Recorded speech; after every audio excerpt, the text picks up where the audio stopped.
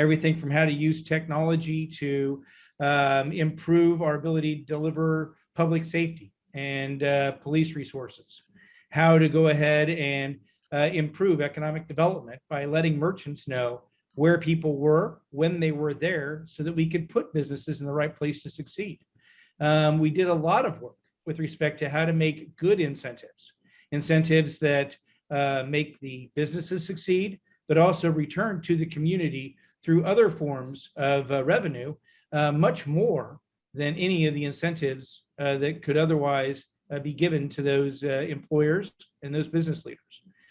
So I was very fortunate in doing that to last out all of Mayor James's last term.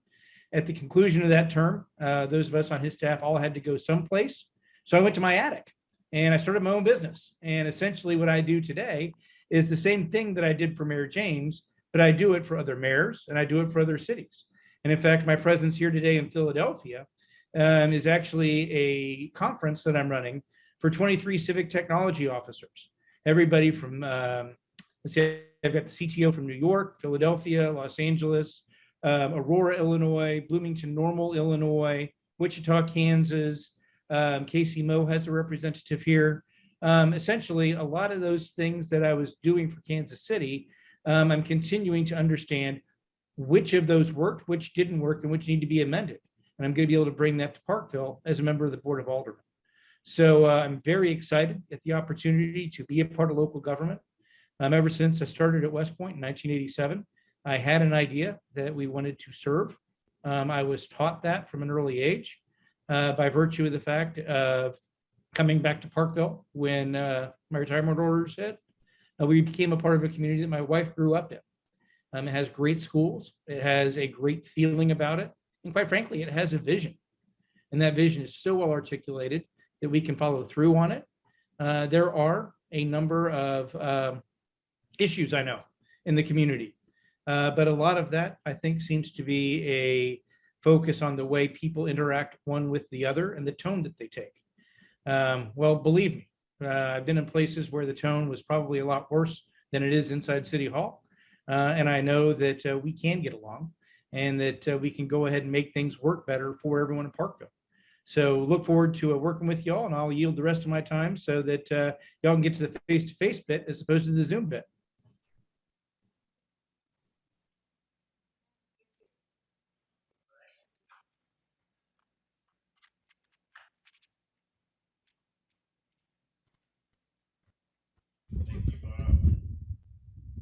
Sorry, I just got a little sidetracked there with these technical issues and talking to the director. And so, all right, that was Bob Bennett, Ward 2.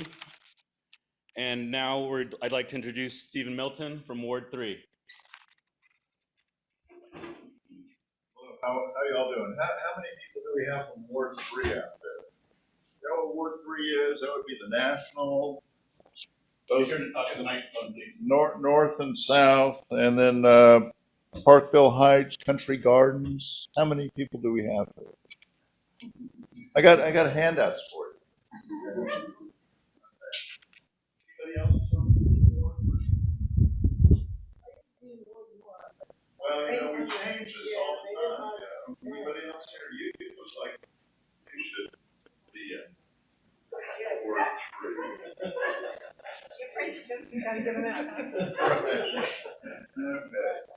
Okay. So I'm Steve Melton. I live in Cider Mill Ridge. I'd like to say that I'm a longtime Parkvillian, but nobody who lives in Cider Mill Ridge is a longtime Parkvillian. I mean, some of it's still being built, and I think they started building it maybe 6 years ago. So I've been in the area for a long, long time. I've got a master's degree from UMKC in 1991, and in public affairs, master in public affairs. And I too, like the previous speaker, am an Army officer, longtime Army officer, served for 27 years, and also taught over at the Command and General Staff College before I moved over here to Parkville. On my card, for those of you who have them, I only have 3 things that I'm really focused on. And the first thing is to maintain and enhance Parkville's quality of life. I think that all of us live in Parkville because the quality of life in Parkville is renowned in the area. When when you tell people you live in Parkville, they wonder, well, what lottery did you win? What sort of did you do to deserve such a great life in Parkville? And I don't see any reason why we should do anything to diminish the life in Parkville. I think that we should maintain it and enhance it. I think development has been on my mind ever since I drove through Ward 4. Are any of you from Ward 4? No. Okay. Have any of you driven out in Ward 4? Have you driven all those streets? Like people are moving in at one end of the street and they're building at the other end of the street, and just goes on and on and on. And unfortunately, we don't have the alderman candidate for Ward 4 here. I don't know why. I'd like to talk to him. But Ward 4 is a lot different than the rest of Parkville. It is different. When you drive around it, it's a different animal. And I think incorporating Ward 4 into Parkville is going to be a challenge. I think that's going to be the challenge that we'll face on my 2 years as alderman. Making sure that the people who live in the old part of Parkville, like I guess all of you do, get to maintain your quality of life while we somehow integrate and incorporate the people out there by the freeway, into Parkville. I don't know if you know it, but up the road of 435 up at 152 and Berry Road, that's also part of Parkville. That's also part of Ward 4. And it hasn't been developed yet, but if it's developed in the same manner as 45 and 435 were, you could see this the majority of the population of Parkville living out on the freeway. Okay, so with a community with unincorporated county areas in between, and then the city of Parkville. So we've got to be very careful about how we do this development and make sure that it's thoughtfully done, that it's beneficial to all the citizens of Parkville, not just the new ones, but the people who have invested their lives and generations in Parkville. Very important that we do that. And then being a former Army officer, well, I guess I still am, I guess I could be recalled to active duty at any time, but I don't know what good I'd be. But, one of the things I am very interested is honest and forthright government. Honesty is extremely important. We need to be open with the citizenry about what we're doing. We need to be honest, give everybody our best appraisal of what the situation is, and make sure there are no under the table deals. Okay. I'm very fortunate to have enough money so that nobody could buy me. and I'm not looking for a career in politics. I don't care how much money anybody has. We're going to do the right thing. Okay, we're going to do the right thing for the citizens of Parkville, and that's about it. If you want one of these cards, I'll be certainly glad to give you one. The best thing on the card is the picture of my wife. And there we are in Yellowstone. So we got the Yellowstone River, the Great Falls of the Yellowstone, right behind us. Kind of a nice picture of her. She had to approve it before I could put it on the card. Of course. So, are there any questions? Anybody have any questions of me? Well, we're going to hold the questions till the end, and we're going to have a whole questions and answer portion. Okay. All right? Great. Questions ready. And I would really like to thank the community center here and the church, for coming out, for offering us this facility, and for your putting this on. I'd like to thank my fellow candidates for showing up and talking, to the citizenry. And I really want to thank all of you who care enough about the future of Parkville to come and listen to the candidates and weigh what we say. So thank you for coming.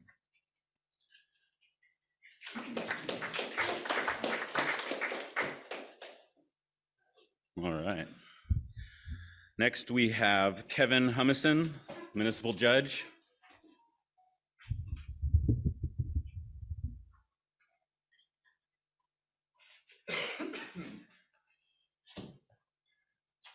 Good evening.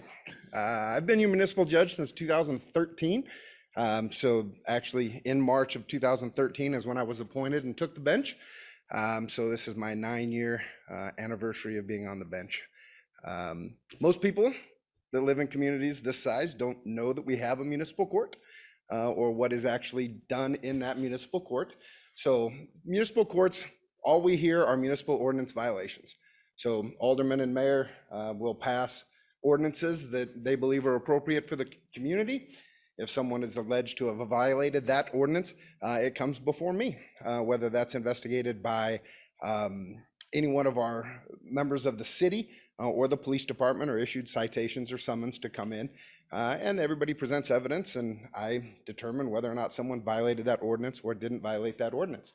But a lot of them are actually things that are similar to crimes.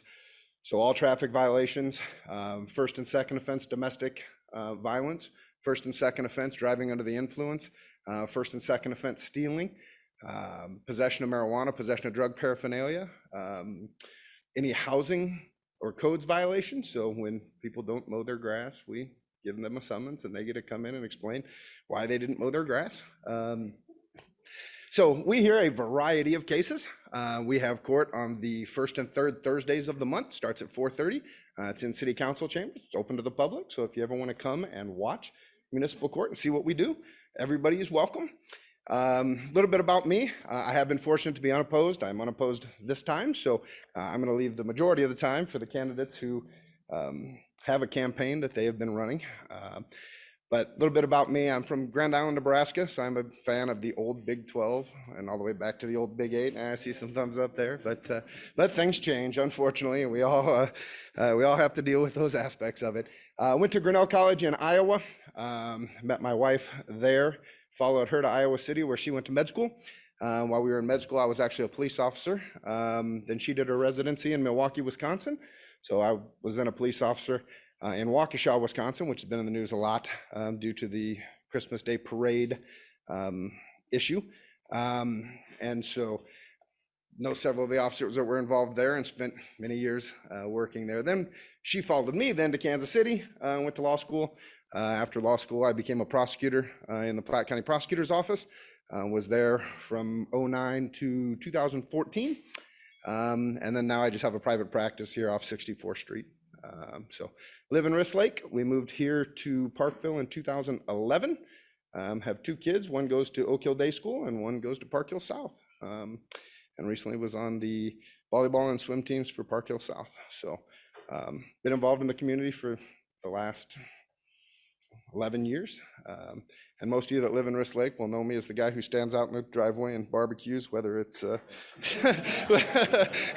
whether it's raining, snowing, or whatever. So I think that's going to be about it. I believe I'll yield the rest of my time to the other candidates.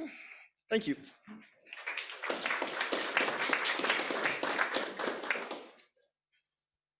All right, those were our unopposed candidates that were present. Thank you very much for your time and for introducing yourselves and giving us a chance to begin to know you.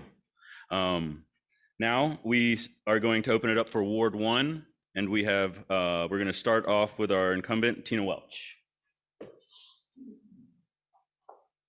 Thank you, Marcus. First of all, I'd love to say thank you to Marcus. He has done a tremendous job here at Parkville Presbyterian Church.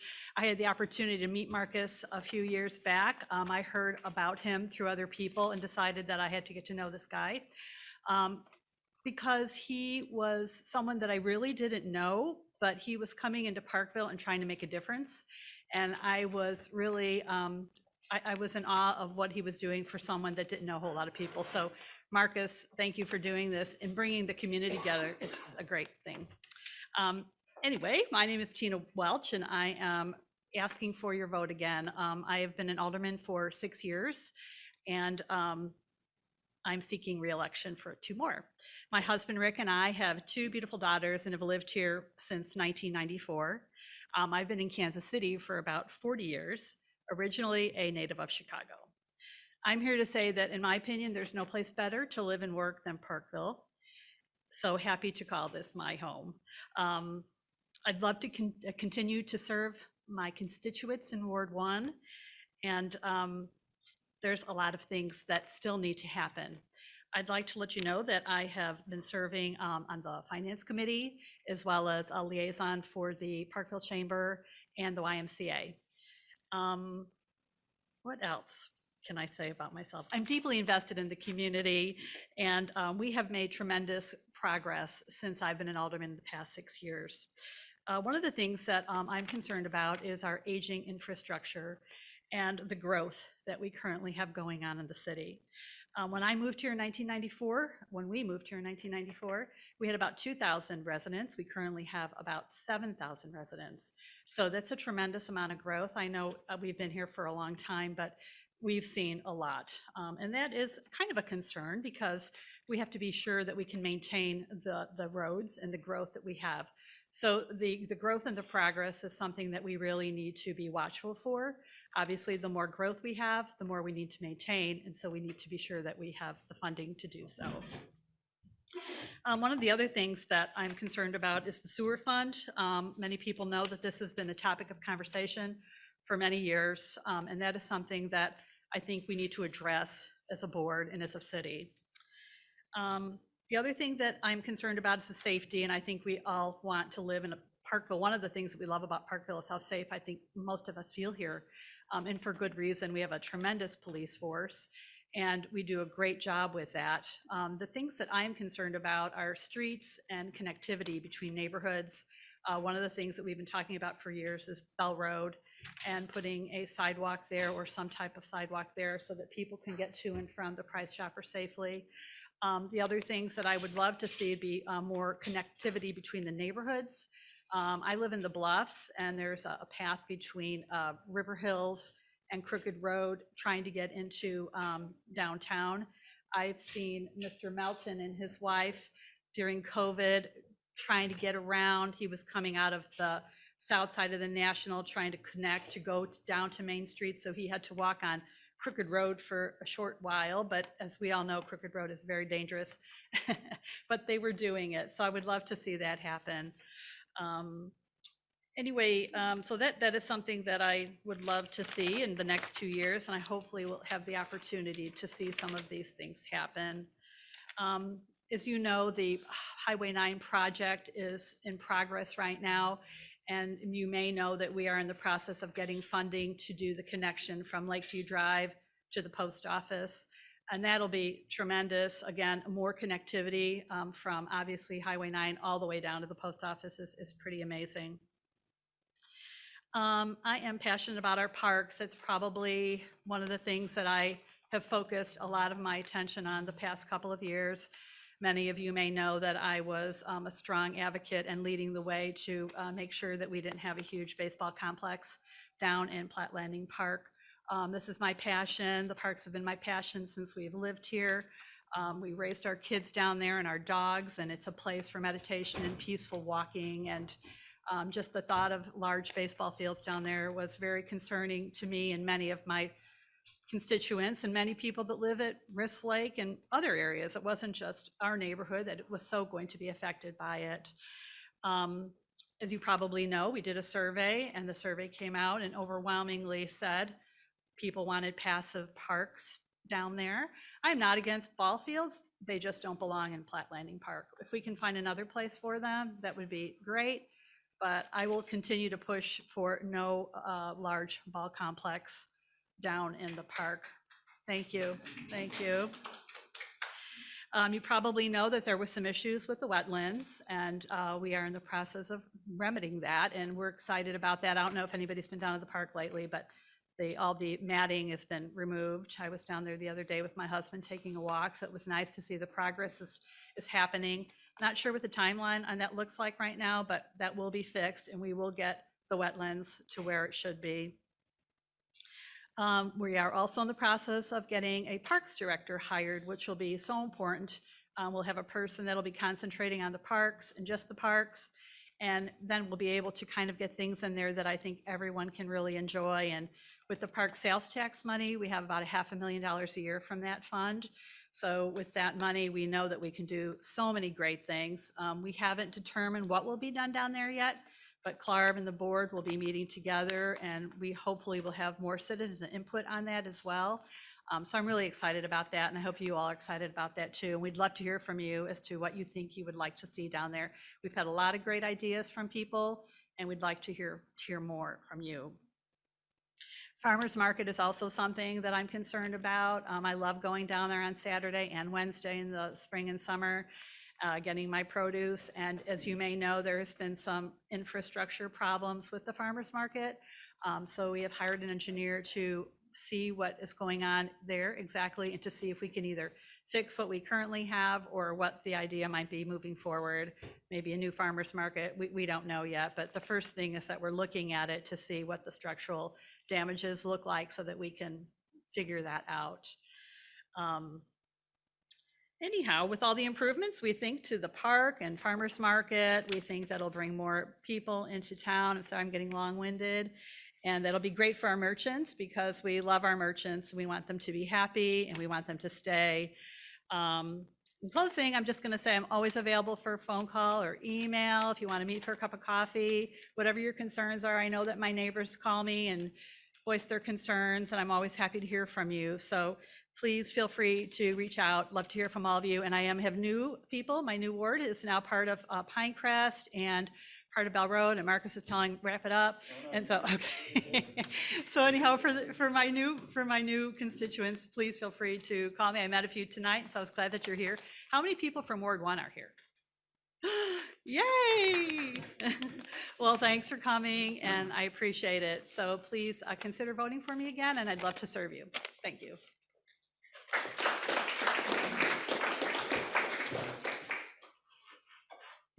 This thing's just about to beep on your 9 minutes. I was giving you a 2-minute warning, but no, you're totally great. All right, so that leaves Nick Casal for Ward 1.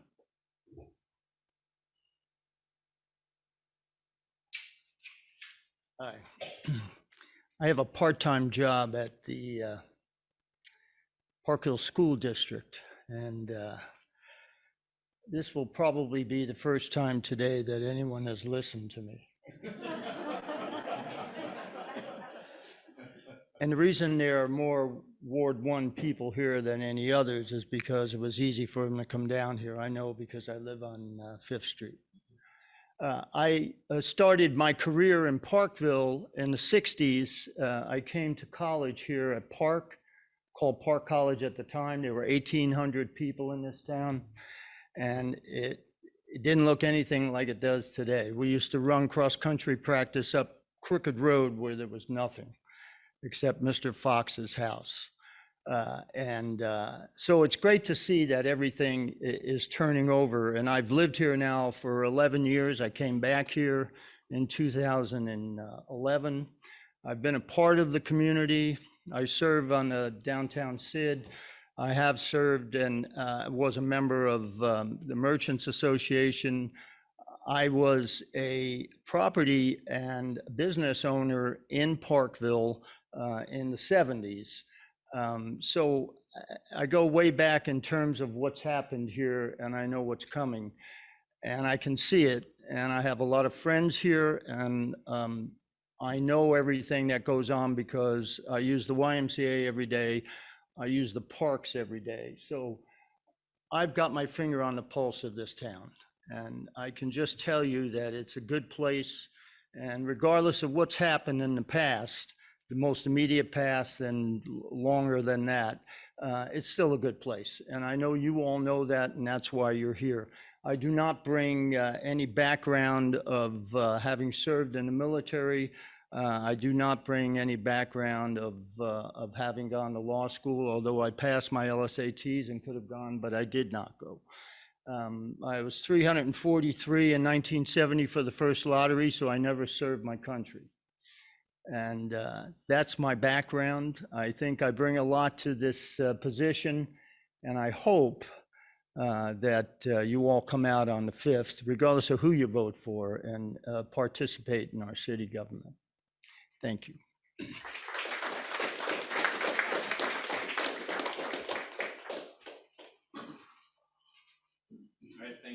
Thank you, Nick. Thank you, Tina. And yeah, redistricting, right?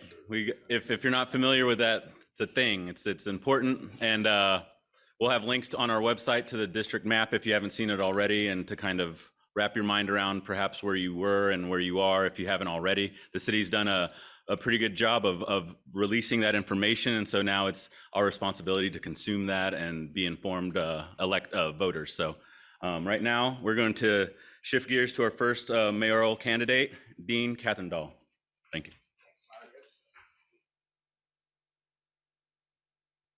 Good evening, everyone. I do want to thank Marcus and Parkville Living Center for hosting this.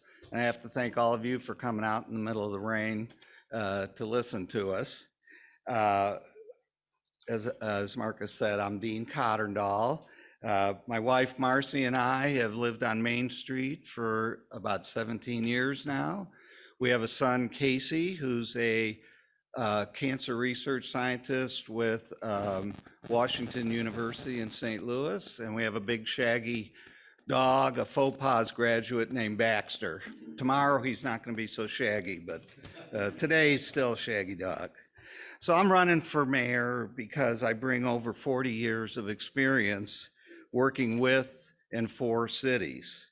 And in addition, I believe my style is calm but firm, a consensus builder, a listener, and that's kind of thing we need right now, I think, at this particular time for Parkville. I've served on the Planning Commission for 14 years, and the last 12 years I've been chair of the Planning Commission. One of our recent accomplishments was the adoption of the 2040 Comprehensive Plan, which kind of guides development in Parkville. And in addition to that, I've also spent 18 years working with city and county staffs from around the metropolitan area to work on cooperative joint projects. And I did that through the Mid-America Regional Council, which is the regional council of governments in the metropolitan area. It's called MARC. A lot of people hear about MARC. And then also before that, for almost 25 years, I was director of development for Kansas City, Kansas. I had a lot of responsibilities from community development to economic development to building inspection and code enforcement and that. So I have quite a bit of an experience. I have a pretty extensive platform on my website. I'm not going to bore you with all of it, but deankformayor.org. If you go there and you want to really wade into it, please do that. And it's kind of divided up into two sections. There's sort of a set of principles, which I think should guide our work as we work for Parkville and our citizens. And then there's also a bunch of positions on specific issues, such as the parks and that's mentioned. I do want to point out several of those principles. The first one is we want transparent, accountable government. And what that means is just make it easy to see what is going on. And to me, very important, why it's going on. Why are you making the decisions the city's making? Secondly, meaningful and early engagement with the public on issues. So we need to engage the public before the decisions are made instead of what seems to happen a lot. It's sort of after they're made, and then we get everybody's opinion. So we need early involvement. A very important one, a problem-solving approach to how the city should operate. So instead of telling residents, no, we can't do this, or neighborhoods, no, we can't do this, we should sit down and say, okay, let's figure out a way we can do this that satisfies your community or your needs. So it's sort of a common sense approach. And sometimes the city can seem a little bureaucratic. Maybe that's partly because we're growing so much, but we need to get that, let's sit down and figure this out kind of approach. We need to work closely and meet often with neighborhoods. As I've gone around campaigning over the last 2 or 3 months, it's really dawned on me, we're a city of charm, we're a city with our old downtown and everything. We're also a city of neighborhoods, from Pinecrest and the Bluffs, smaller neighborhoods, to Riss Lake's a neighborhood. And actually it's kind of separated into several neighborhoods, and the National and that are neighborhoods as well. So we need to work closely with our neighborhoods, always looking for ways that we can work together on issues and projects. And then, of course, we're here to provide quality services. So police and the parks and the streets and that. We need to keep our eye on that ball, and then exercise fiscal responsibility. Make sure our limited resources are going to the priorities that our community has. So and I think at this point in time, the most important priority is to kind of rebuild resident trust in the city. And it's not enough just to say we're for transparency, which I think we all are. We need to take specific actions, such as streaming and recording more of our committee meetings than we do currently. We need to open up the budget process to the public. And there's ways to do it so it's not, doesn't put you to sleep. But that's really the city's plan for the next year, is our budget. It's really important, and it gets overlooked. And we need to meet periodically with residents in each ward and each neighborhood. So maybe it's once a year we come out and we have a ward meeting. The two aldermen are there, the mayor's there, the city administrator's there, maybe a couple staff. And we listen, we're there mainly to listen. What's the issues? How can we resolve some of these problems? So I think we could do a lot more of that. And then I have other suggestions on my website too, if you want to pursue that further. So what we all have in common is Parkville's our home. We love living here. That's why we're all here. We're a community of choice, if you will. And we're proud of our city and hopeful about preserving what's special about it as we meet inevitable challenges that we're going to face ahead. We need a mayor who listens, who collaborates, is a consensus builder, and a problem solver. We need a mayor with experience and time and commitment to bring our community together. I'm confident I can be that mayor, and I look forward to the honor of your vote April 5th. Thank you all again for coming out, and hopefully we'll see all of you here on April 5th. Thanks a lot.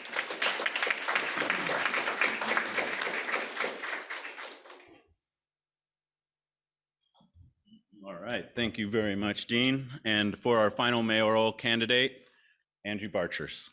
All right. Well, given the time, you guys are in for a long address. Honestly, I don't have that much, but first and foremost, before I do get started, just like everyone else up here, I want to echo my thanks to Marcus, the Parkville Living Center, for putting this on, creating the space for us all to get together. I want to thank my family, my neighbors who have supported me in my campaign thus far. Without them, I wouldn't be here tonight. That's no question. I want to thank you all, right, for being here. You are welcomed and needed to be in this election cycle. Right? We need your voice. We need you to come out and vote. And it's a welcome to see how many of you want to come out and participate. So thank you. So a little bit about myself. I was born in Kansas City. I was the second oldest of three brothers. My mom started her career in healthcare. She's finishing up her second career and as a public school teacher, teaching science at Truman High School. My father is a retired union worker. And as growing up, my parents really instilled in me the values, and with my brothers, two core values. One, treat others like you want to be treated. And two, if you're going to do something, you do it well. And that's why I'm running for mayor. I've seen over the last 5 years that I've been in Parkville that, as Dean and others have called out, we've lost some faith in where our city and some of our leadership has gone. And I want to bring that back to this city. I reflect on these values daily, and I work to model these for my own children. As a child, I benefited both attending Catholic and public schools. After graduating from Truman High School, I attended Rockhurst and graduated Rockhurst University with a degree in finance economics. With that Rockhurst, I was able to lead many volunteer efforts. And that's really where I got my passion to understand that what was important to give back to the community and be a leader with compassion. Sorry, I'm stepping away from the microphone. Rockhurst was also the place where I learned that I didn't want to do this thing I called life by myself. I met my wife, and 15 years in April, we will have lived in the Northland together. We've raised our family of 4 children. 5 years ago, we moved into Parkville and Wrist Lake. And that's where I started to participate in the Board of Alderman meetings, the planning and zoning conversations, and start to really understand some of the opportunities that were presented to our city that, if somebody wanted to come in and do something different, that we could change. So why am I running for mayor? I chose to run for mayor because I believe in the potential in Parkville. Make no mistake about it, Parkville is a jewel on the river, right? But we all know the decisions we make will have a lasting impact on the generations to come, right? So the next decisions over the next few years are just as important as the ones that were made 5-10 years ago. We need to remember that. I'm passionate and work tirelessly to keep Parkville the city that people desire to visit and call home. I will support our development that strengthens and preserves our green spaces. This includes working with staff to shore up our ordinances, to make sure we have water preservation ordinances and stream preservation ordinances in place. Parkville often finds itself choosing between the quaintness and wanting to build out from a business development standpoint. And it's always this conversation of one or the other. I don't think it has to be that. But in order for us to be able to find a common path forward, we have to have those conversations. That leadership who's been in place for the many years, I would ask you all, do you feel like you've had those conversations thus far? And if you haven't, then what do you think you're going to get differently with folks that are running today? And that's why I'm here before you, because I want to be the voice for you. I want to work with you. I want to work with my neighbors. I want to make sure that your voice is heard within the walls of City Hall.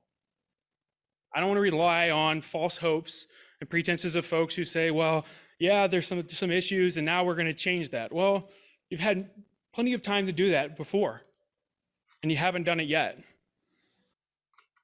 I'm kind of going off script here because a lot of things Dean said, I'll be honest, I agree with. I agree that we need better infrastructure. I agree that our development we need to be considerate of our development, right? We need to work with our schools districts, even though the city doesn't have direct relationships with the schools, but we need to work with our school districts to create meaningful experiences for our students. I understand that every person who lives in Parkville or every student that goes to school here doesn't want to necessarily come back to Parkville and live, but we need to make sure that it's a viable option. And by creating those meaningful experiences, we can do that. As mayor, I'm going to contribute my salary to starting a education fund, a scholarship for Park Hill School District students. And whatever is left over, I will donate to community centers, to organizations that actually benefit and do good work in Parkville. For me, it's not about the money. It's not about the praise. It's about making sure that I'm creating a future for tomorrow, for my kids, for myself, and for those who came before us and worked so hard to make Parkville the loving and charming place that we all know it to be today. April 5th is a big day for the city of Parkville. It's a day that you will have a chance to voice your opinion and be a part of the process and the change for Parkville going forward. I hope on April 5th I can count on your vote and I can be there to represent you after April 5th and represent Parkville to move our city forward.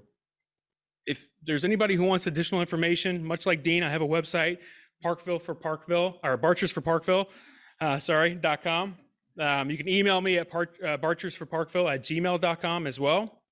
And obviously, we're going to get into the Q&A session next. So I'm super excited about answering all your guys' questions and addressing any concerns you may have. Thank you.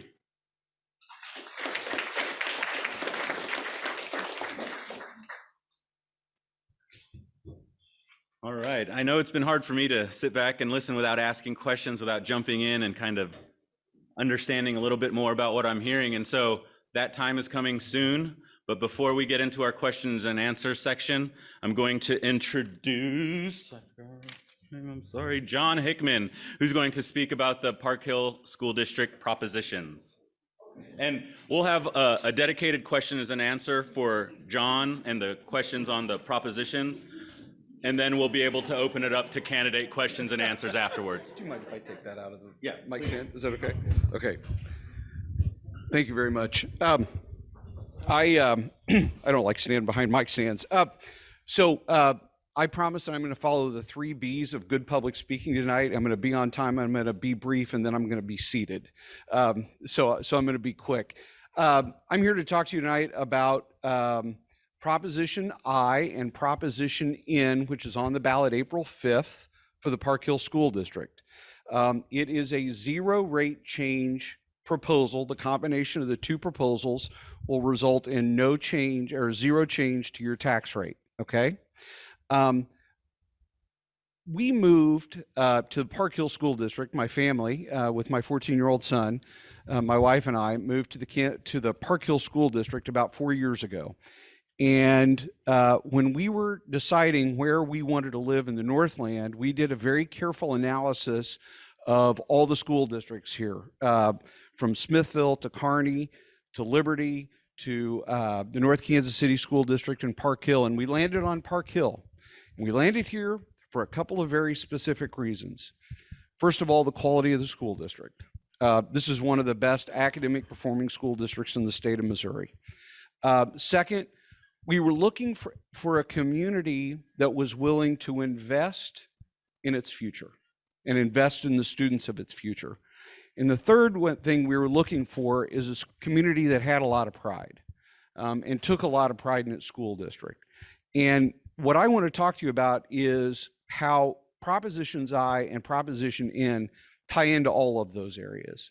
I don't know if you know this or not, but there are actually school buildings in the elementary school and a couple at the high school, I think, where kids are actually still in trailers. One of the problems of guys like me and my family is that we're filling up the schools, right? And so a lot of people are coming here because you got great schools. So part of the problem is if you want to maintain the quality of the schools, you got to invest in the schools and expand and improve them. So one of the things that's going to happen as a result of these proposals is a brand new elementary school out on the western side of the school district, and it'll be the 12th elementary school. The second thing that this is going to do is it will allow the school district to pay competitive wages to teachers, salaries and benefits to teachers and staff. And finally, other than just the elementary school, there's several buildings around town or around the school district, I'm sorry, that are going to have investments made. If you want the details, actually on the school district's website, it lists every single school and it lists what's going to happen at every single school. So if you want to know what the details of all that, just go to the Parkville School District website and it breaks all of that down. The second thing is that this is going to accomplish, it's going to protect the investment that this community has made in its school district. I don't know if you know this, but there's over $1 billion, that's with a B, that have been invested in the Parkville School District. It is also imperative for all of those of us that are homeowners or property owners in the district is to maintain the investment we've made in our homes. School districts with a lot of pride, that are high quality, that have parents that want to move into it, is also what helps drive home values up. And so protecting both the investment that you've made in your home with a quality school, but also the investment that this community has made over the last, it doesn't seem possible, but 175 years is really important. So maintaining the quality, protecting the investment, and the final part is really near and dear to my heart, which is the Parkville pride. When we moved here, it was clearly apparent that you guys take an immense amount of pride in your school district, and for darn good reason. And so by maintaining the quality, by continuing to and protecting the investments that you've made, this will certainly help maintain Parkville pride and allow the school district to continue offering the level of success it has to generations of kids that graduated from here. So that's all I've got. I'm going to be seated. Do you want me to take questions now, or do you want to wait till the end? No, let's do yours now. Okay. What questions do you have, if any? Yes, sir. Can I have this for my yard? You may have that for your yard. Yes, you can. Except, and this is really important, I would like to see you Saturday morning at 9 o'clock to help us hand out the rest of those yard signs. And we're going to be meeting at the Mid-Continent Library from 9 to noon, and we're going to go knock on doors and distribute yard signs and hand out literature and stuff. So any of you that would like to join us, please come 9 to noon this Saturday, 9 to noon next Saturday, and then 2 to 5 on Sunday. We're going to be knocking doors. So anyway, other questions? But I've got the stake out in my car. I'll bring that into you so you can actually put it up. Other questions? So it's not going to change. It's going to be a zero change to the tax rate. Can we get the question repeated? Oh, certainly, absolutely. Hang on a second. Yes, Cheryl Bierman, how can this be a proposition that we're voting on that's not going to cost us anything? So it's not that it's not going to cost you anything, it's that it's not going to change the tax rate. So the tax rate you pay next year will be the same as the tax rate you pay this year. So what am I voting for? You're voting, so without getting into too much of the weeds, so part of this is for a debt levy. So it is to issue debt. It's to continue to issue, reissue debt that had been issued and paid off before, so that it can pay to for the investments in facilities. And the second thing it'll be voting for is to authorize the operating levy, which is what they use to pay for teacher salaries. And the combination of those two will be zero change. One drops a little bit and the other one increases by the amount the other one drops. Does that make sense? Sorry, I probably didn't do a very good job of explaining that. But just so you're aware, when you walk in, Proposition I will talk about a tax rate decrease. Proposition N will actually talk about a tax rate increase. But what you need to know is when you net the two out, it's zero change. And that is correct, yes. And so we need 2 yes votes on April the 5th, Proposition I and Proposition N.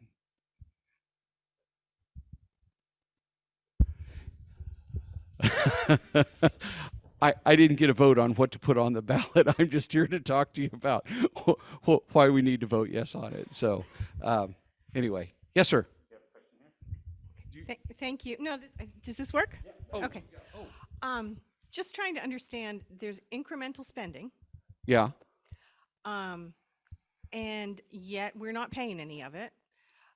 But is that because it's going through some existing financial instrument that you're just reactivating? Or, I just can't figure out where the money's coming from if it isn't costing us anything.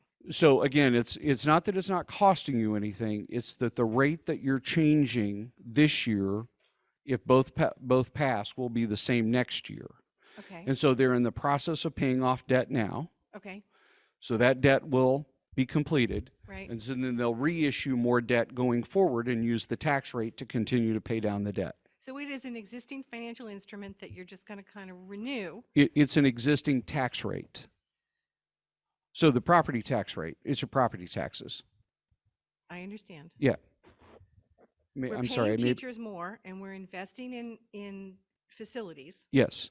Is that like an operating aspect of the budget that was already in place, and you're just continuing that and kind of refunding those lines? Yes. Okay, now that Yes. helps. Sorry. Okay. So sometimes you get into the financing questions of it and you get a little complicated. So sorry. Are there any other questions? Yes, ma'am. Oh, wait. So what happens when one doesn't pass? Well, hopefully we don't have to, it's not an issue, right? Well, it is an issue because I don't think most people know. There's 2 proposals. Right. I mean, in the general public, I'd say most people don't know, and they won't know until they go in and vote, if they go in and vote. Yeah. Well, hopefully there'll be some direct mail that they get over the next couple of weeks, and there's going to be some door knocking that goes on and things like that. So there is, yeah. You have not done a good job tonight explaining to us how are door knockers going to do it.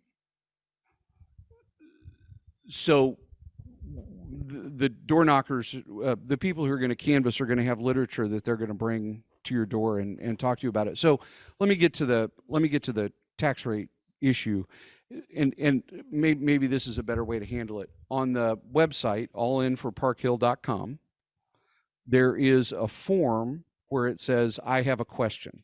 And so you can actually, on your phone, you can bring it up right now. You can fill out the form. If you will ask that question on that form, I'll be happy to have somebody call you from the school district who can explain in great detail what happens if one passes and one doesn't. It explains in the ballot language where the tax rate may go down in one and not go back up in the other. So the important thing here is that for us to continue the investment and protect the investment in the school district and also be able to pay the teachers, both proposals need to pass. Because if we don't get both, we don't have the benefit of both. So we need both Prop I and Prop N to pass. So it's 2 yes votes. Okay? I hope so. So, other questions? Anyone? Yes, ma'am. How many people in Parkville will be voting percentage-wise in April?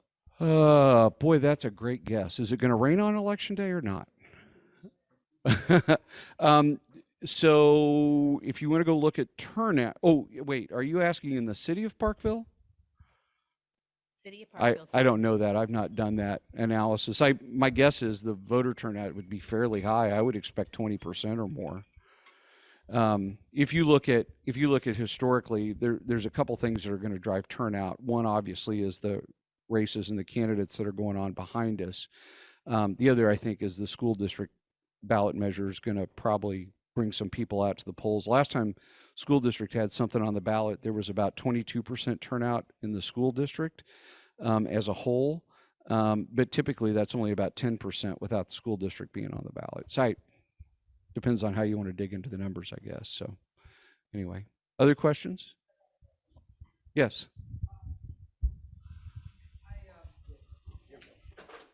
Hi, my name is Will. I just wanted to understand if both of them fail. Yes. Does that mean no new school and no teacher raises? Yes. All right, that's all I wanted to clarify. Yep. Those are easy. Those are easy questions to answer. That's exactly right. If you want the schools, if you want to make the investments, the bonds got to pass, and if you want to pay the teachers, we got to get that's Prop I, and if you want to pay the teachers, Prop N's got to pass. Thank you. Hopefully you're all in, right? Yes, ma'am. Sorry. Hey, where's all this money going to be spent? Are we going to be buying football helmets, fields, landscaping, all this other stuff? I guarantee you people that no longer have kids in school are not interested in paying more taxes. Well, and I want to be clear, it's a 0 rate change proposal. That So in isn't other what words, comes out on the paperwork. well, no, it is the way it Well, comes out. that isn't the way it So it is, seems to read. you're, I mean, I don't know if I Are understand. we playing? Right.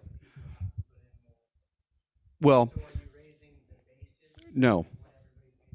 No, the tax rate, it's a 0 rate change proposal, meaning, well, so, okay, so,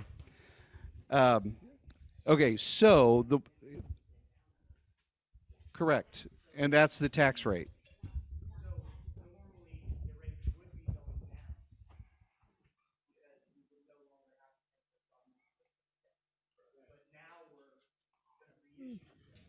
Right. You have to pay the debt, correct. And that's what the tax rate is for, is to pay the debt, is to pay the levy.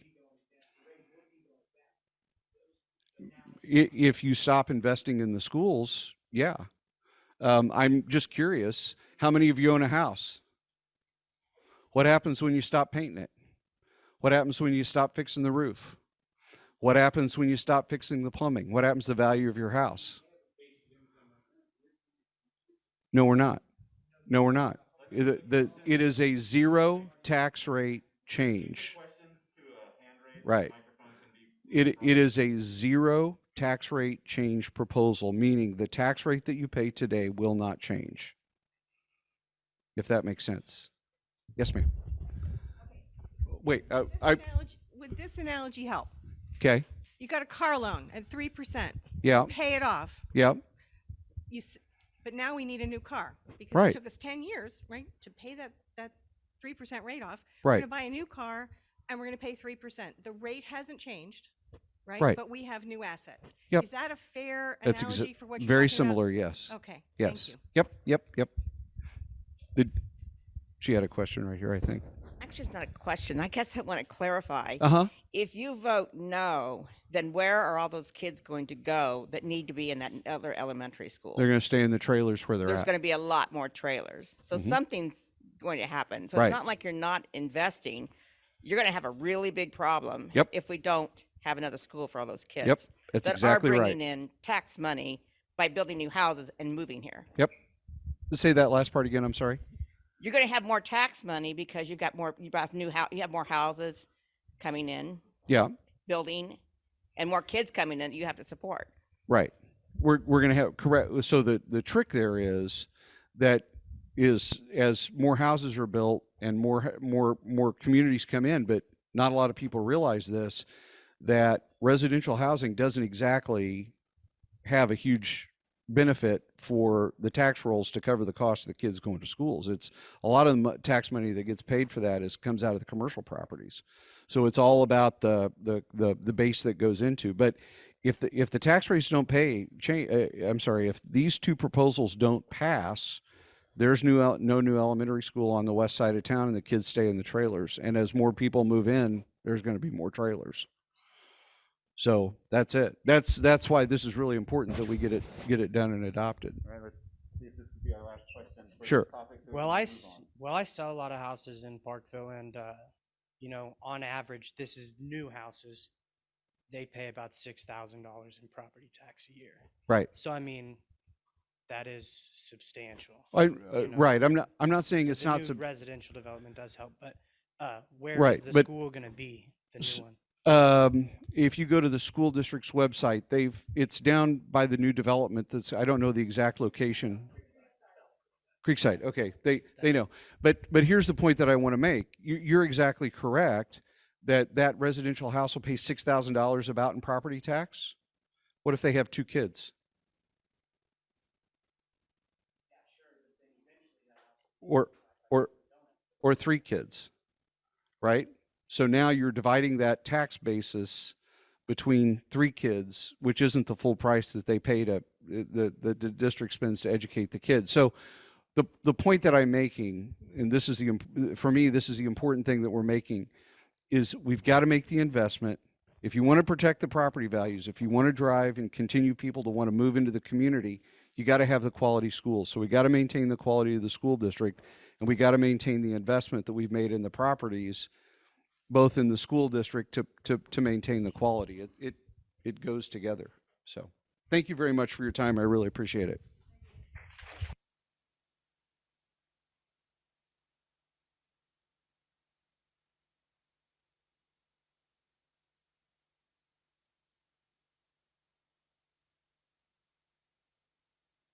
All right, thank you very much. We're just going to take 1 minute now to move our tables together to get ready for the Q&A session for the candidates. So if you need a break, now's a good time to take it, to stand up, maybe get some water or some chips in the back, and we'll be putting the tables together and doing QA in about 2 minutes.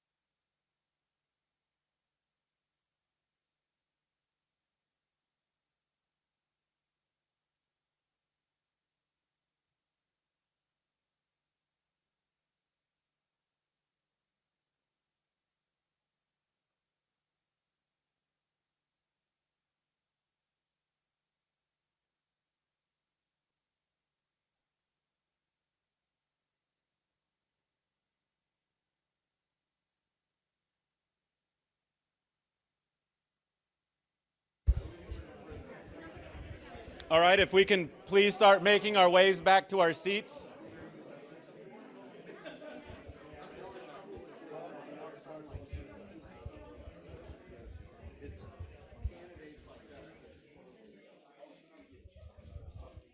I'm sure the break was well appreciated here, but we want to be aware of the people on Zoom, so let's keep this moving. We're doing really good on time, so thank you all.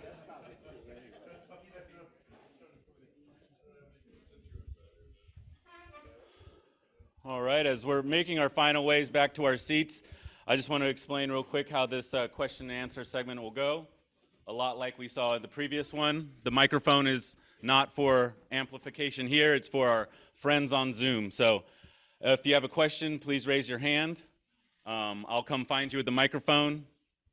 And the candidates, I tested this earlier and it picks up if it's tilted and turned. So Tina, you might be on tilt duty. Okay. But if you guys find it easier to hold the microphone, then we can do that as well. All right, well, now is when we begin the questions and answer portion of our town hall forum. And I just want to say before we get into these questions that for me, a big question I have is how does city government work? How does the alderman speak with the mayor? How do the mayors speak with the departments? So those types of questions may not be, you can ask those here, but the Parkville Living Center is going to be working with the city to inform our community about those questions so we become more informed about how city government works as community members outside of elections, just how the department works. Do we have a strong mayor system? Do we have a weak mayor system? How does the mayor interact with the aldermen? Those types of questions are different for every city. And so it's real important that we understand how those questions are answered for Parkville. And while I try to be civically oriented, I still don't have all those answers myself. So I can imagine that there's some gaps out there with where those answers and how we work here in Parkville exactly. And so that'll be an ongoing program that we have at the Living Center that the city is doing a great job of promoting with all their communication channels. But if you need a place to go to ask questions, to speak with people, if for any reason you can't get a hold of an alderman or the city government through their many proper channels, I just want to extend the invitation that that's some of the work that we do here at the Living Center as well. And so if there's frustrations or tensions or anxieties, this is a place where we can work through some of that and get some of that knowledge so that we can ask informed questions and we can ask the real questions we want to know about what's happening here and not necessarily how things work, because that's a whole different realm of questions. So hopefully that makes some sense. I do want to make sure that everyone is free to ask any questions that are on their mind. And I look forward to hearing how this goes. So we'll start with in-person questions, and then we'll move to Zoom questions. So we have about 30 participants on Zoom, which is about what we have in this room. So just to give you an idea, there's equal people sitting on Zoom, potentially waiting to ask questions just as anxious as we are. So we'll get through our portion first. We're doing really great on time. So we'll see how it goes, and I'll open it up for questions right now. All right.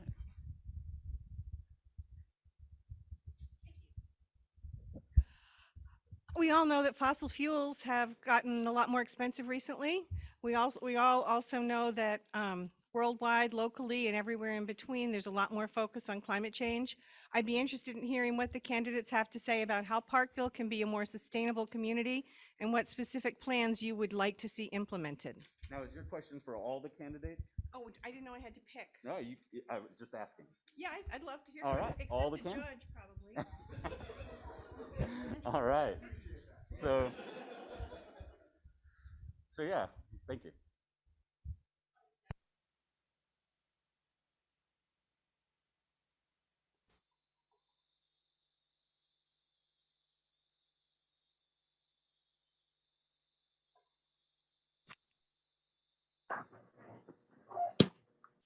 A recording or did it just start? Mark.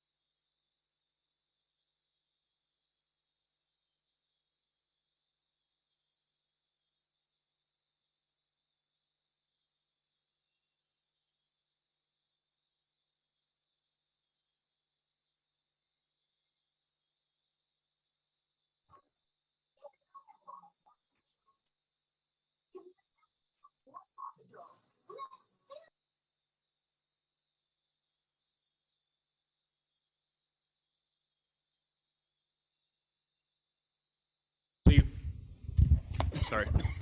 I worked in companies and organizations where we had to think strategically of how are we going to grow and adapt.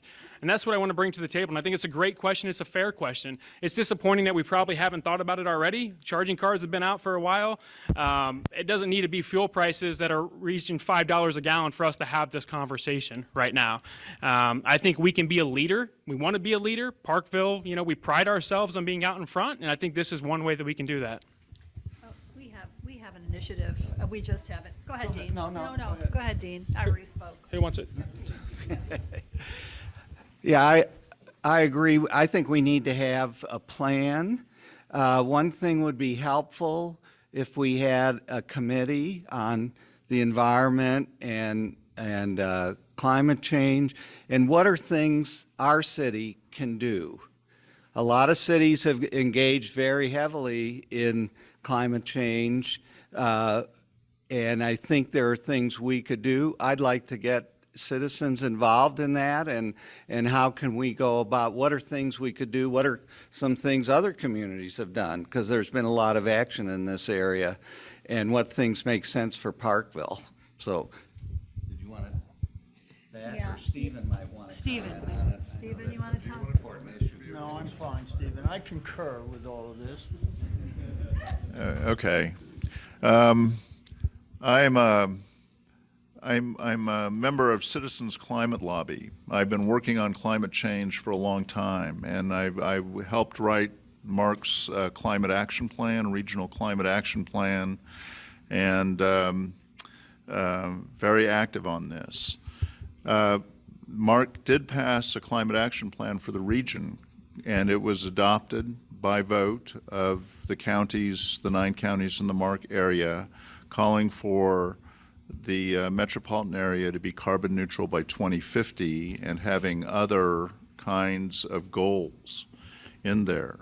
The city council, the board of aldermen here, and the mayor passed a resolution supporting that in the fall, as some people mentioned. Kansas City has just published its city climate action plan, the draft, calling for Kansas City to be carbon neutral by 2040 and its municipal operations to be carbon neutral by 2030. So the region is moving out, and it needs to move out. There are 2 primary elements that I think the city can affect, and one is planning and zoning and development, because development drives carbon footprints. The other thing is building codes. There are new building codes that have been published and are being adopted throughout the country, which put more insulation in houses and all the kinds of hookups people will need to electrify their households and, you know, to power their EVs at home. There are certain people, like builders in the fossil fuel industry, who are fighting to have these building codes not adopted by the cities and the responsible governments. The cost of building stuff wrong is extremely high. Okay, we've got to think that what we build now is going to be around for 100 years, and we have to envision the useful lives of these buildings, of these communities, and see if it passes the 100-year test. And a lot of what we're building now doesn't. It's the construction is done in some ways, it's done immaculately. In some ways, in terms of insulation and in terms of codes for energy efficiency, it's done very poorly. The model is basically build it cheap and use massive amounts of natural gas to heat it. That is the model of the building industry right now. And it needs to change, and the new building codes are trying to change it. We can do this, but the cost of building it wrong and then going and retrofitting it in the future is prohibitive. It's going to cost you 3 times as much as it would cost to do it right the first time. So we had a saying when I was in the Army, let's do it right the first time. It was our motto. We didn't always live up to that. But at least we can try to do it right the first time.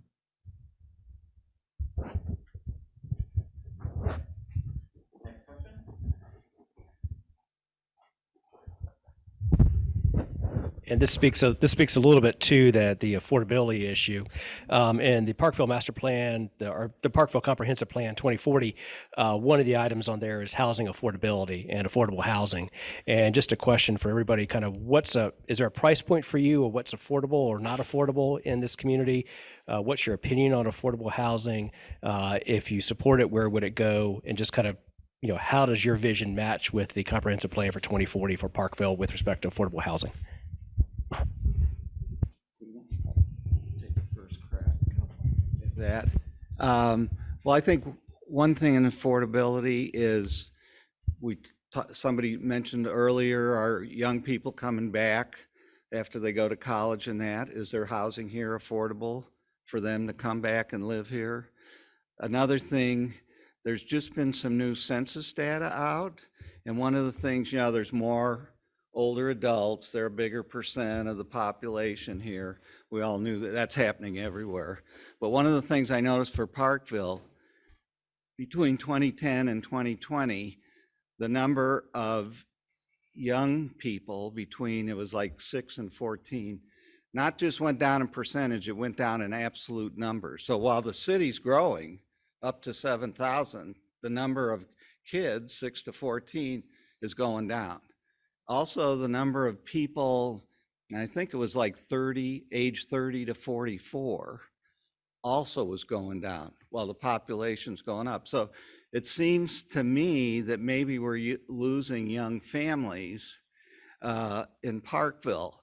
And so there's probably a number of issues, but one of the issues may be housing. And is there housing affordable for folks to start families and start their housing in the community? And so when I would talk affordable, that would be one of the first places I would look. And what can we do between our building codes and our development policies to encourage more housing that those folks, those young families could live in?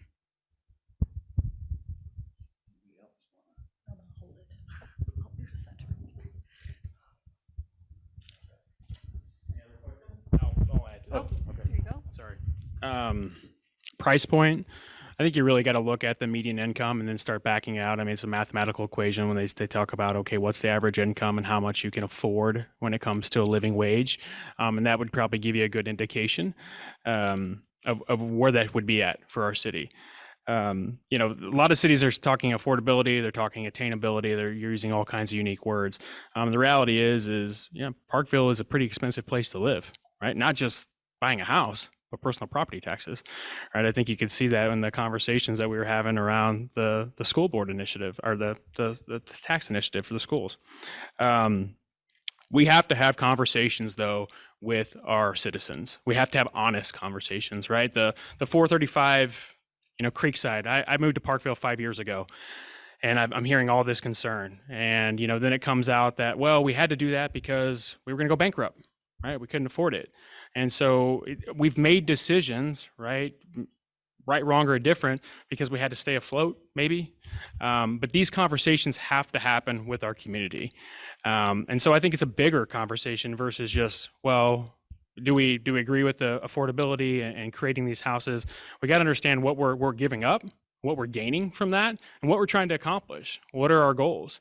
I think there's a miss when I think about the master plan, and it's, in business, they say anything over 3 years is just kind of, it really doesn't make sense, right? I mean, you can think about a 2040 out plan, and that sounds great on paper, but the economy, everything's changing so fast, right? The reality, things are moving quick, and we can't sit quiet. We can't wait a year, 2 years. 2 years is too long in a municipality, a small municipality. Things change. So we have to be quick on this, but we have to have those conversations, and we got to have real conversations with our community and what that means, right? That might mean that you live in the National and, you have $1 million home, but there could be a $300,000 home close by.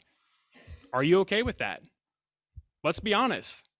Let's have real conversations. Let's stop hiding from what really matters to us. If that's what you want, you don't want a $300,000 home next to you, then say it.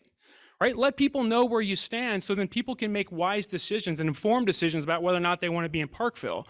And I think you're seeing that as we talk about numbers of growing families that don't want to come to Parkville. Yeah.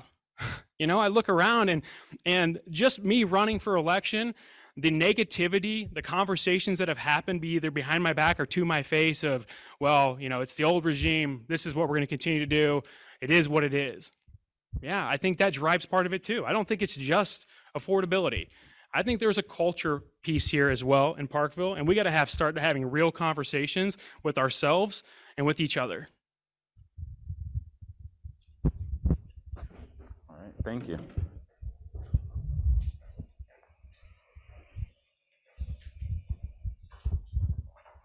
Andrew, I'm a little concerned. Do you want to set the housing price based on the median income?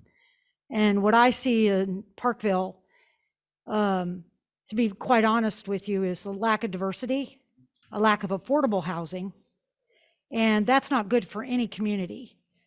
And I've also been made aware. Do you have a set price point that you feel that houses should be set out in this community?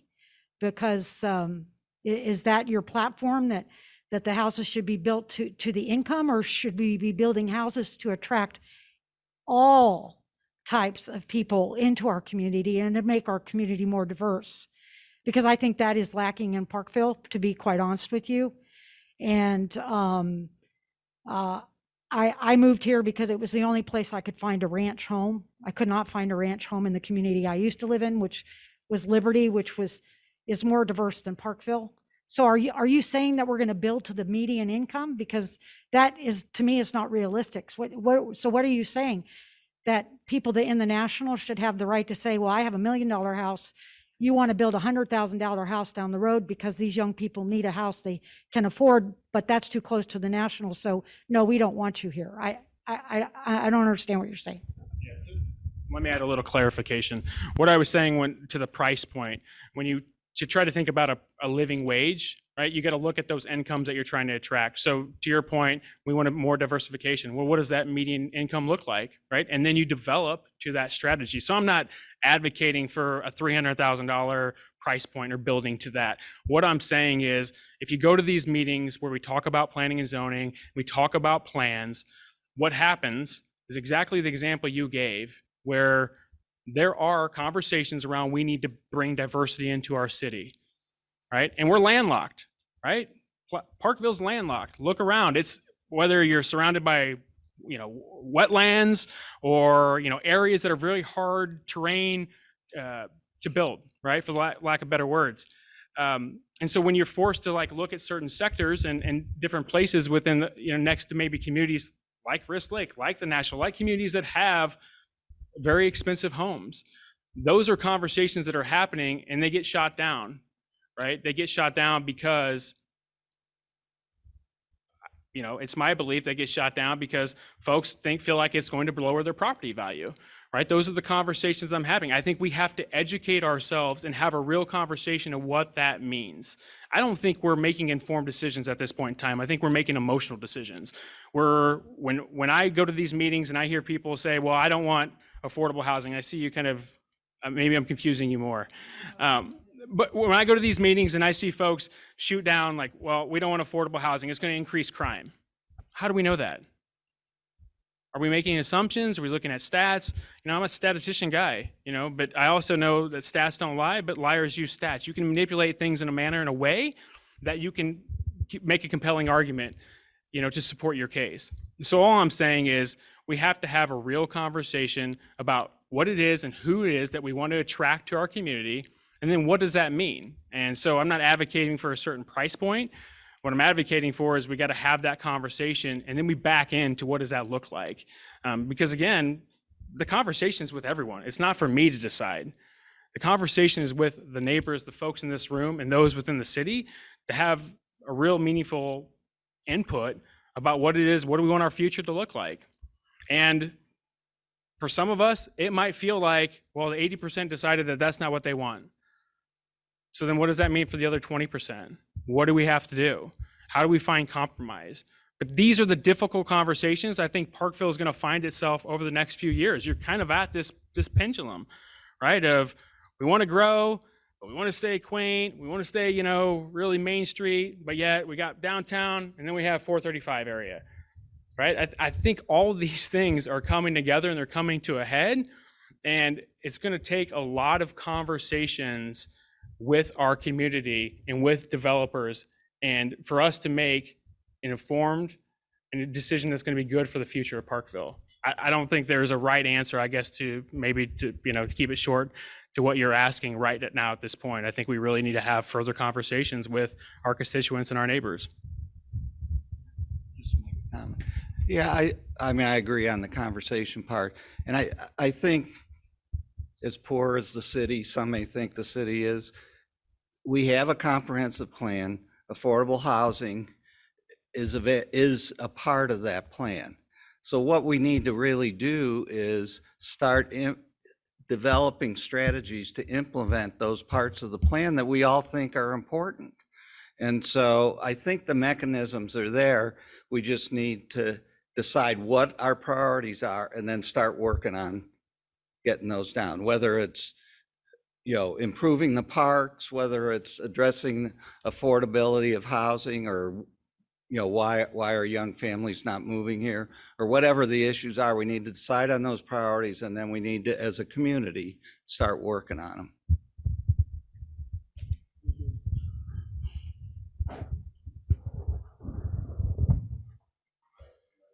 Follow up? Yeah. Okay, one follow up. Brand new Okay, question. brand new. Here you go. Sorry. He's close to me, so I'm just going to go ahead and blast you now. I am a super huge supporter of leaving Platte Landing Park as a passive park. That park is unique. It's beautiful. It has a nature sanctuary in one part and a poorly built wetlands in the other part, which I hope we can get fixed. The vision for that originally in 2013 was a completely passive park with wetlands and everything. The ball fields, we hope 68%. I repeat, 68% of 905 respondents said they did not want to see any athletic fields in Platte Landing Park. I would like to know how committed you are to keeping Platte Landing Park a unique and passive park for the city of Parkville, focusing on the river, focusing on that uniqueness of the river. And that's my question. Thank you.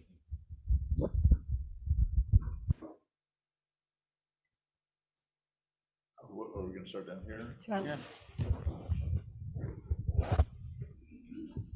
My wife and I walk around a lot. We love going down to the park.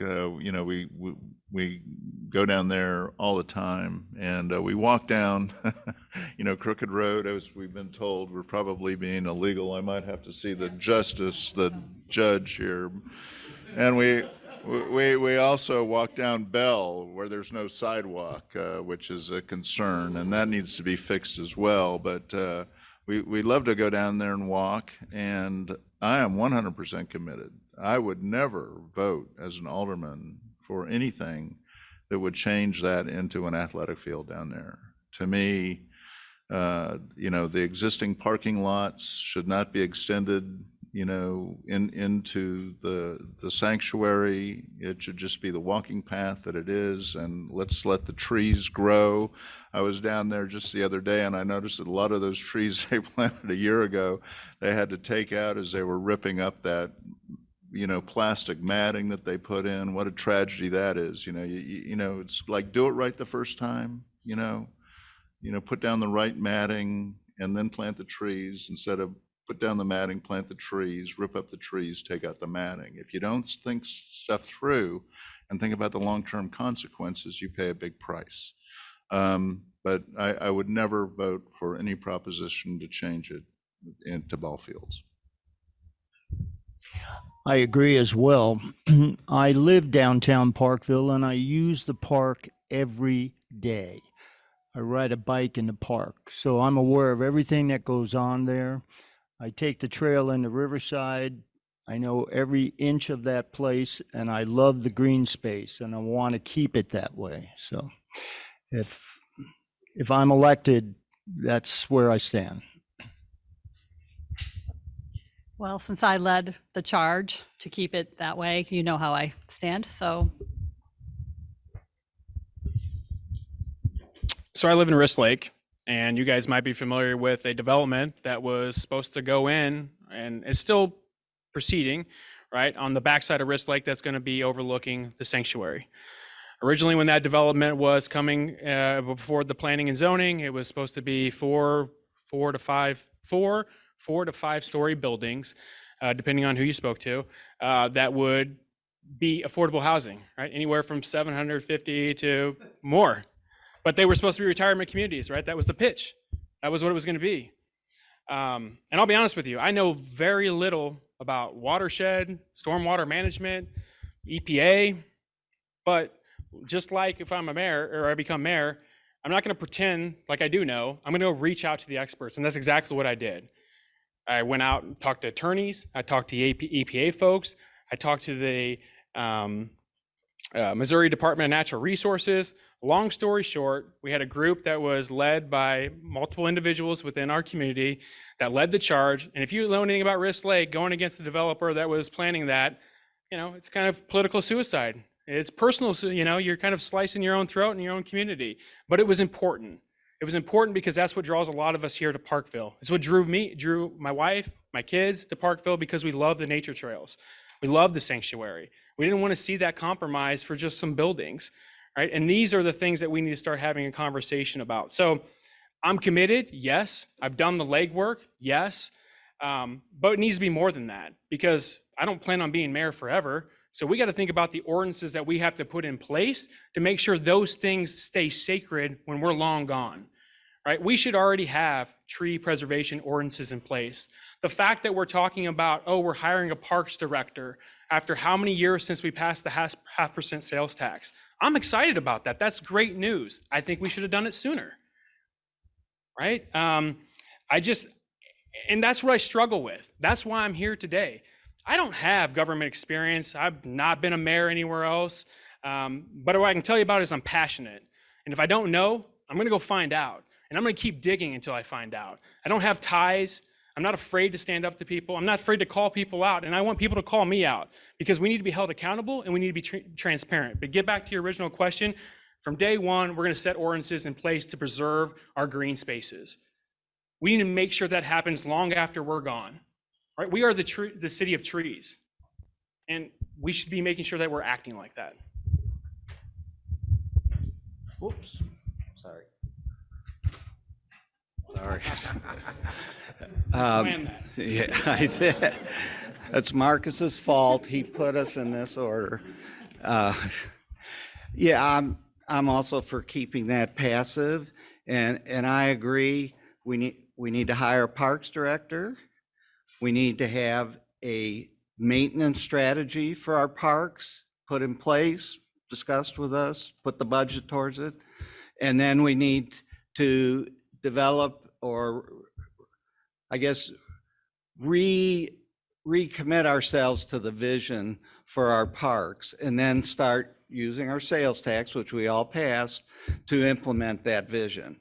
And I agree, if folks would see the 2013 vision, I think that would sell a lot of people if there are any questions about what that park could look like. And I do want to put a plug in for the Planning Commission, because I serve on it. That development, and there was an earlier development as well that was over towards the National, came in with tall condominiums. We felt they were inappropriate. We felt they didn't comply with the comprehensive plan. One we turned down, one we sent back, and now those condominiums are no longer going to be a part of it. So the system can work. And there are folks, like the people on the Planning Commission, there are good folks that care about this city just like all of we do. So if I could just add one more thing, when it comes, no? Well, so when it comes down to the survey, you know, the fact that we just did a survey, my understanding is we did a survey previously that said we didn't want ball fields, right? And then we still moved forward with ball fields and saying that we're going to do drawings that were going to cost $50,000, $60,000. We're going to take those drawings back to the community and we're going to get feedback. And then we're going to pause and then say, no, we're not going to do that, but we're still doing the drawings, right? So that's the fiscal responsibility. That's the due diligence, the checks and balances that aren't happening, right? Let's be honest. Yes, the planning and zoning curtailed some of these developments, but it was without community involvement. We can go back and look at those meetings. We can go back and look at the actual recommendation before that meeting took place, and it was all but rubber stamped, right? The fact that we had a plan that came forth to the committee that they said, you know, everything looks good and it's in line, but yet the stormwater management plan was for 3 buildings, not for 4. That's a huge miss. And somebody needs to be held accountable for that, right? And if you don't want to be held accountable, then you probably shouldn't be in that role. Sorry, I know you didn't want me to speak, but. All right, we're gonna open up this the next question to Zoom. We got a couple on there, and with time running short, I want to be sure to get at least a couple of those, but we will come back to in-person questions. Great. So this question is for the mayoral candidates. I have a perception that zoning laws mean nothing in Parkville and are easily changed. I also believe that developers get 51% of the vote and citizens get 49% of the vote concerning development and zoning. How can you, as mayor, change my perception?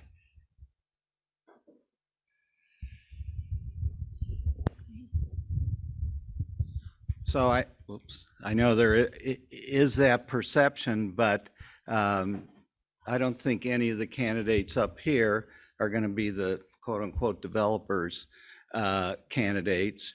And our zoning laws are only accepted when we exempt or we modify the comprehensive plan.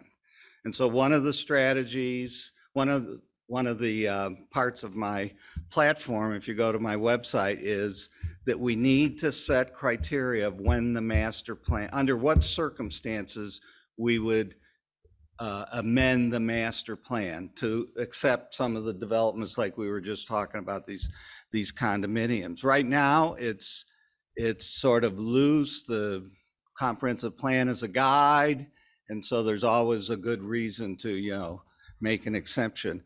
I think there needs to be really concrete reasons so everybody knows under what circumstances would we really consider modifying the master plan. And that's when the zoning gets changed. So we have to have clear criteria for that, and then we have to follow through. And that's what the Planning Commission did on these last 2 condominium projects.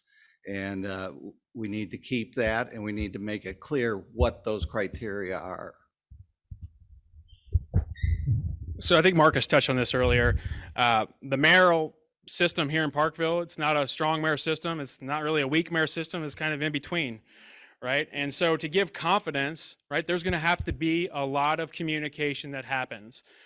We need to make sure that everyone is informed of what's happening and what's taking place when these conversations are you know, put forth planning and zoning to say, hey, we want to change this, right? We need to think about putting in ordinances to make it easier for our aldermen and folks that are in power to lean into real decisions, right? Because I think a lot of what happens if you go to some of these meetings, and Dean, you touched on it, it's a little wishy-washy, right? And it puts our folks in a tough spot to interpret it.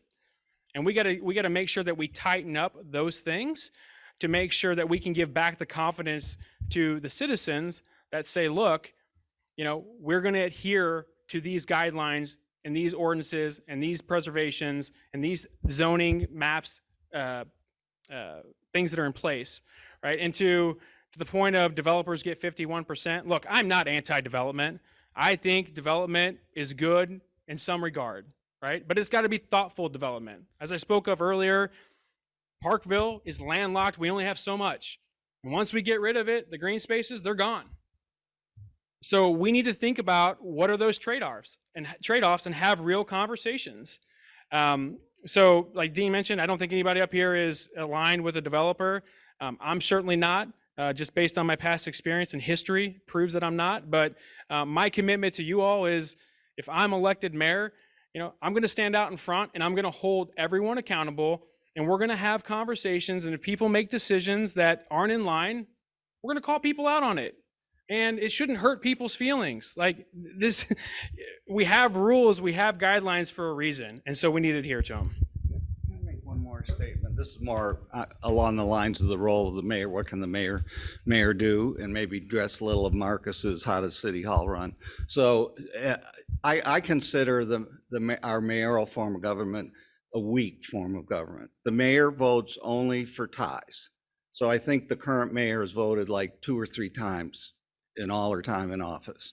So the mayor exerts influence by building relationships first with the community. So go out and meet with neighborhood groups periodically, meet in every ward to talk about what the issues are.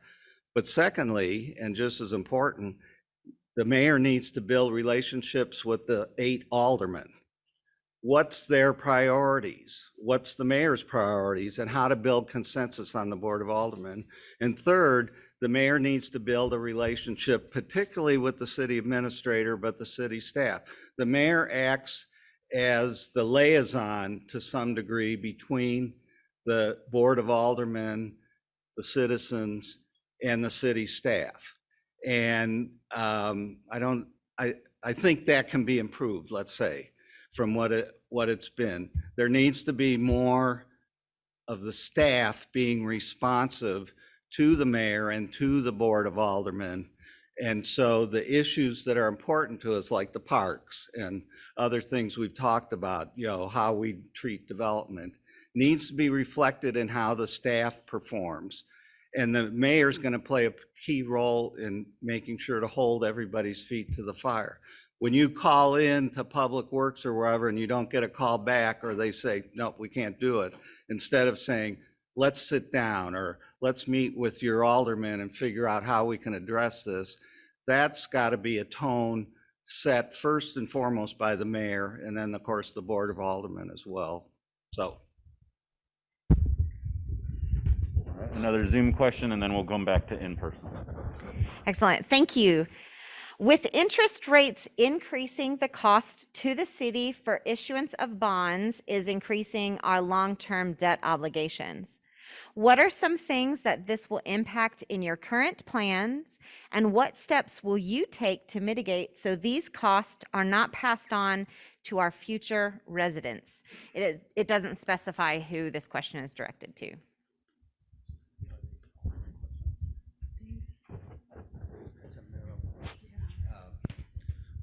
Well, to the extent that we issue more long-term debt, as interest rates go up, that's going to be more cost to us. So we're going to have to be very cautious. You know, that's frequently how you fund principally infrastructure, so new streets, sewers, and parts of the city, issues like that. I think one opportunity that we have, as you know, last year, Congress and the administration passed a huge trillion-dollar T's and B's. Does it really mean trillion-dollar infrastructure plan? So there's going to be a lot more infrastructure money for things like streets, like completing the redevelopment of Highway 9. So we need to make sure that Parkville's at the table at the Mid-America Regional Council and other forums where that money is divvied up to make sure that we get our fair share. I mean, the improvements on Highway 9 that are going in now, a good portion of that came from federal highway dollars that the city applied for through the Mid-America Regional Council, and we got. So we have an opportunity now to use more of those funds and lessen the burden on our own, and thus on the amount of debt we have to issue. So, obviously agree with Dean's last part, which is, the federal funds that are available, we need to look and see what we can pull into our community. I think we also need to explore, what have we given developers or businesses to participate in our city? And do we continue that kind of, back and forth of maybe giving tax breaks or not giving tax breaks? I think that's something that, and I'll be honest with you, I obviously don't have those details, and I'm not going to speculate, but I think getting into office and just kind of sitting back for 4 months and really trying to understand what are some of those decisions that we have before us, and what do we need to do to evaluate how do we create a path going forward. Another thing that somebody had mentioned in my canvassing, and I don't know this to be true, our city hall. I guess we rent that. We don't truly own that, is what I've been told. And if you talk to folks in City Hall, they don't even maybe know when that lease is up. Again, I don't know that to be true, but there's a lot of financial questions when you start to peel back of, okay, so where is our money going? What is it being spent on? How do we bring it in? And how do we want to bring it in? And how do we want to spend it going forward? We do not rent City Hall, just to make that clear. I don't know where that information came from, but any of the other aldermen want to weigh in on that are here? Brian? I know we had a similar to kind of this issue Right. on the no tax. Oh, great! I'll give you a microphone here. Yeah, this is recorded. Okay. Similar to kind of the no tax bond initiatives. I'm pretty sure that the city hall was under one of those. So it's paid for through debt levies. But the city owns it. But when we have a debt levy coming due in 2024, it could come up to vote again, and we can use that perhaps for the police station out west, or more roads, or Bell Road sidewalks, or what have you. But perhaps we can involve resident. I think all y'all seem to be interested in that, I as well, and getting resident input about what the priorities should be in terms of that development. But in terms of City Hall, it was a debt project, but it is an owned project by the city. Good. Sorry. Thanks. All right. Next question. Kelly? Mine will be quick. My focus is the downtown district. And as many people know, a lot of visitors to our community and people who don't live in Parkville know Parkville as the downtown district, the Main Street and the parks and the river and our local businesses. I just want to know, and this question is for the mayor candidates, what are your thoughts about our downtown district and how your leadership would support our Main Street program?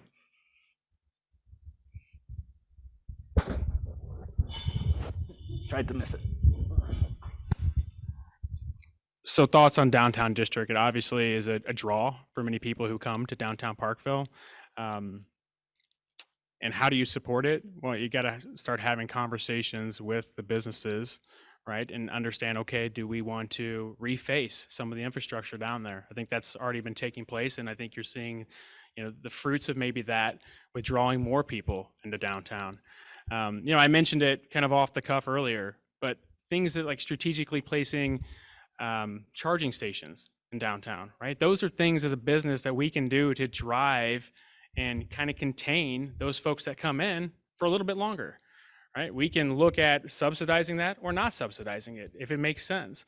But I think we got to start thinking creatively of how we start to draw people in and keep them into downtown. I don't think there's an easy answer. I mean, downtown Parkville has been downtown Parkville, right? And now you have folks who don't live around downtown and on 435 that say, well, what about over here?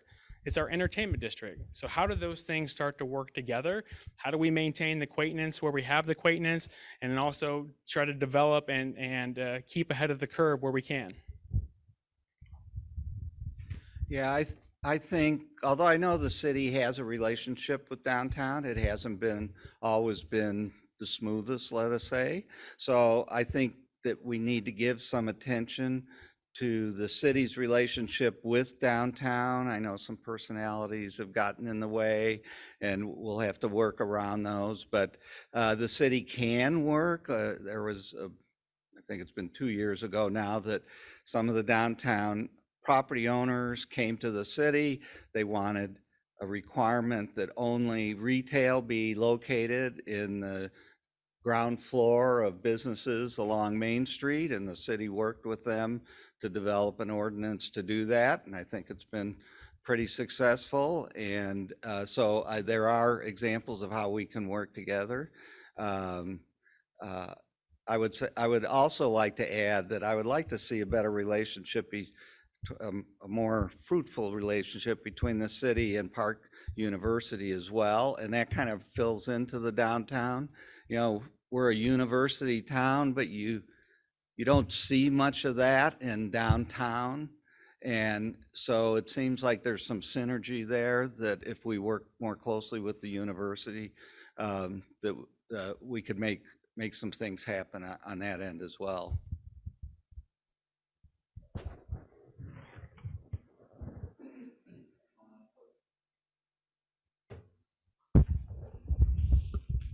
This is actually a perfect question to wrap up that and to piggyback on what was just said.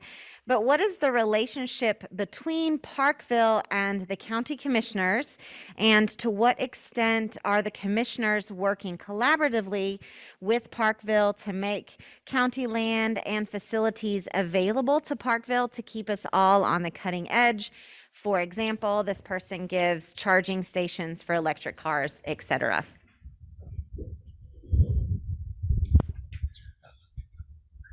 Thanks for letting me go first. I went first last time, so Pretty clever, pretty clever. Well, I think the city, and I can't honestly address to what extent our relationship is currently with the county, but the city has to work with the county on both on regional things and local things. They have worked closely together, I know, on parks, because Platt Landing Park was donated or given to us by the county, and then the city agreed to maintain it once it was given to us. We've used county park sales tax money for a lot of improvements in our park, so we need to have a close working relationship with the county. There's also little administrative things, you know, if you go along Highway 45, 1 minute you're in Parkville, the next minute you're in the county, the next minute you're in Parkville, the next minute, you know, so there has to be coordination with public safety. You know, if you have an accident, is it in Parkville, and should the Parkville police be there? Or is it in the county and the sheriff should be there? So there has to be both a relationship with the county commissioners and a working relationship on streets and public safety and things like that. So we'd have to continue, and if not, and increase that relationship with the county. I think this is a great moment to kind of lean back into. I just don't know the right answer. And I would have to lean on the experts, to be quite frank with you, because I don't know the relationship between the city and the county and how those things work. I am constantly confused between the annexation of different parcels and how that comes to be, even between Kansas City. And so I think those conversations, exactly to what Dean said, the relationship first and foremost, to kind of understand, okay, how are we working together? What are their strategies? What are our strategies? And to better understand and then communicate those outward. Because again, I think communication is key. We're not going to be in these positions forever. We're going to come and we're going to go. And the folks that live here and that hold on, you know, want to continue to live here, you guys need to be informed. You need to understand how this works and how community and government works. And I think this is a great opportunity to lean into, like, let's figure that out and let's communicate that out. Because I'll be honest with you, I'm confused. I don't know the right answer, and I'm not going to pretend to know the right answer. I would just like to say, as an alderman, I am not directly in communication with the county commissioners. However, you may know that we did receive $1 million grant for Platt Landing Park. So, and there is always money available. When we received that grant, you know, Weatherby Lake received money, Riverside received money, you know, other cities and towns receive money at the same time, and there is always grant money available. So the city does work closely with the county regarding those types of funding.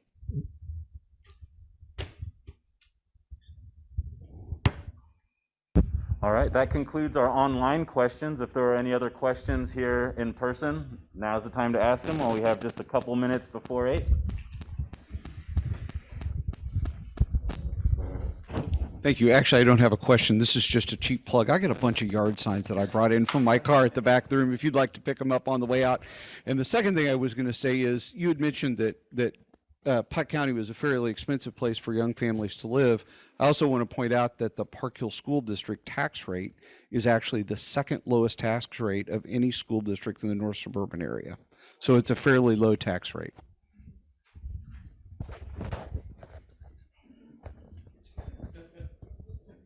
as long as nobody else had a question, just to fill the time. I'm known for doing that. Actually, we're at 8, and I would like this question for everybody, but Kevin, you get a pass for your barbecue. One of the pet projects that I'm really interested in moving forward is a charter for the city, a city charter. Right now, we're a 4th-class city, which sounds bad, but it's not. But a statutory city, and with charter form of government, we can do things like have initiative, referendum, and recall. So we can do things where, hey, the Board of Aldermen or the mayor isn't wanting to move forward on something, so the residents can petition to put something on the ballot.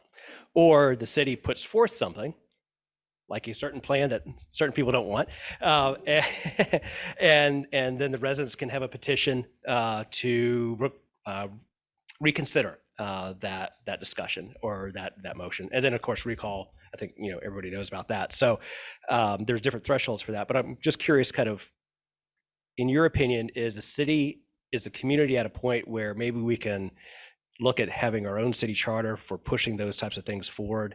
It has potentially some good things with cleaning up some government activities and restoring faith for the people. I don't want to lead too much into that question, but just kind of want to get your perspective on is that something that you're interested in supporting?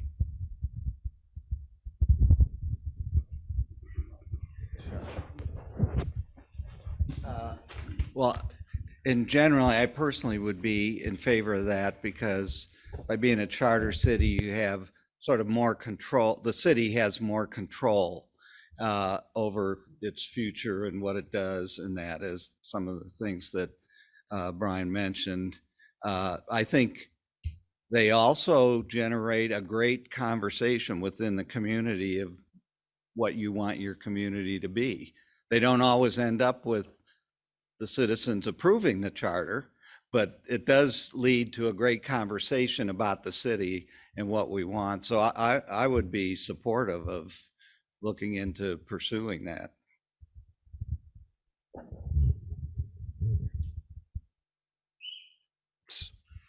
Oh, sorry. So kind of exactly what, I don't want to say exactly what Dean said.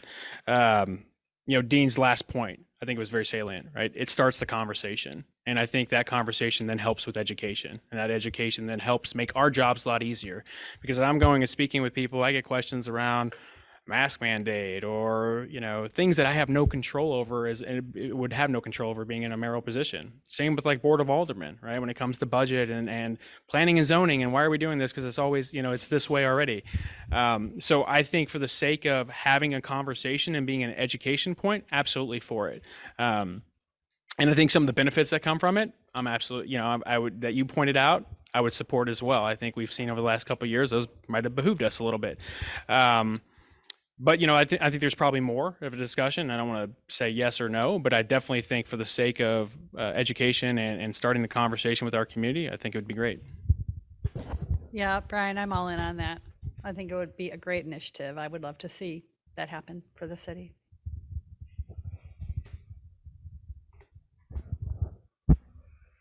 Any other questions before we close this up, or do you want to have comments from Nicholas or Stephen on that? My first order of business for being here tonight is to get elected. So once I'm elected, I promise you I will get involved in all of these things, because I care about Parkville and I live in Parkville and this is my home. If I'm elected, I'll have a conversation with you about this, because I'm just based on the descriptions here, I can't make a decision. All right, well, it is 8 o'clock. We answered our questions on Zoom, and it looks like we answered the questions here. But if you come up with any more questions, I'm sure the aldermen have, or the candidates have channels to ask. The Parkville Living Center is a public channel that can be used to ask questions as well. And I look forward to evolving how we think about civics. Let's be sure to vote on April 5th. Let's be sure to help support other people vote, drive people to polling centers, and let's do all we can to share this information. This video will be available tomorrow on YouTube and on our website, so you can slice and dice it and share little segments however you'd like. The whole video will be available, and thank you all so much for attending. Thank you for, yes, let's give the candidates a round of applause. And the community too, this is a great show up, and I think it speaks to the involvement that the community wants to have. And so let's continue this movement and have a good night.